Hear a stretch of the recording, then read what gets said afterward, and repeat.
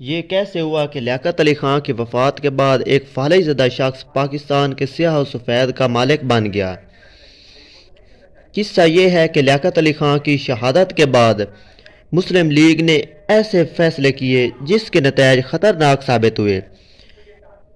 لیاقت علی خان کی جگہ ایک متحرک شخص کی ضرورت تھی جو قیام پاکستان کا آئین بھی تشکیل دے اور ملکی حالات بھی سنبھالے۔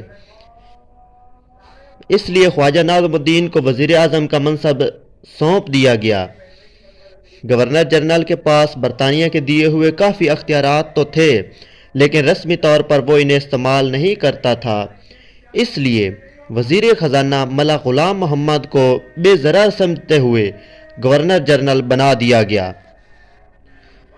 فالج کے مریض ملا غلام محمد بیوروکریٹ تھے، قیام پاکستان کی جدوجہد سے ان کا دور کا بھی واسطہ نہیں تھا۔ اس لیے وہ عوامی امنگوں کو سمجھنے سے سراسر قاصر تھے۔ اس پر مزید یہ کہ فالج کے بعد ان کی گفتگو کسی کو سمجھ ہی نہیں آتی تھی۔ ان کی امریکی سیکرٹری ترجمے کے فرائض سر انجام دیتی تھی۔ اس وقت پاکستان کا آئین نہیں بنا تھا اور پاکستان کو برطانوی ایکٹ 1935 کے مطابق چلایا جا رہا تھا۔ اس ایکٹ میں گورنر جنرل کے پاس کافی اختیارات تو تھے۔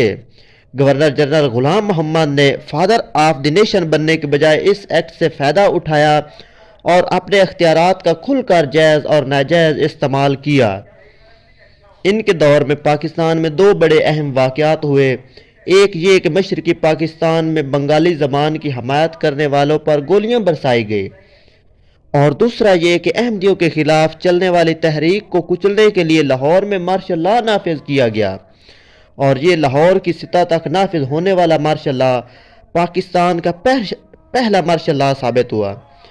اس پر بس نہیں ہوئی، بلکہ غلام محمد نے اختیارات کا ناجائز فائدہ اٹھاتے ہوئے وزیر اعظم خواجہ ناظم الدین کو ہی برطرف کر دیا۔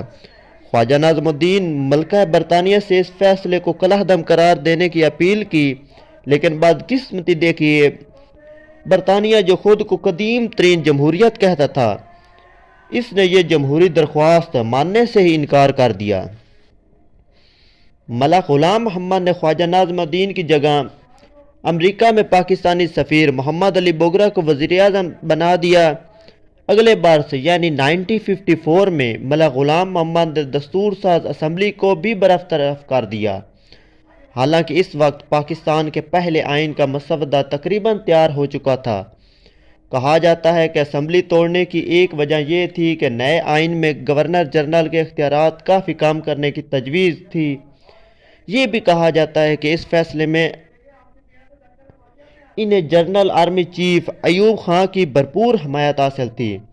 ستم بالائے ستم یہ کہ غلام محمد کے دور میں ہی حاضر service army chief general Ayub Khan کو وزیر دفاع بھی مقرر کر دیا، اور یوں اقتدار کے ایوانوں میں فوجی بوٹوں کی گونج سنائی دینے لگی۔ بظاہر مضبوط دکھائی دینے والے گورنر جنرل غلام محمد کو کیسے بے دخل کیا گیا، یہ سب جاننے کے لیے ہمارے ہسٹوریکل چینل کی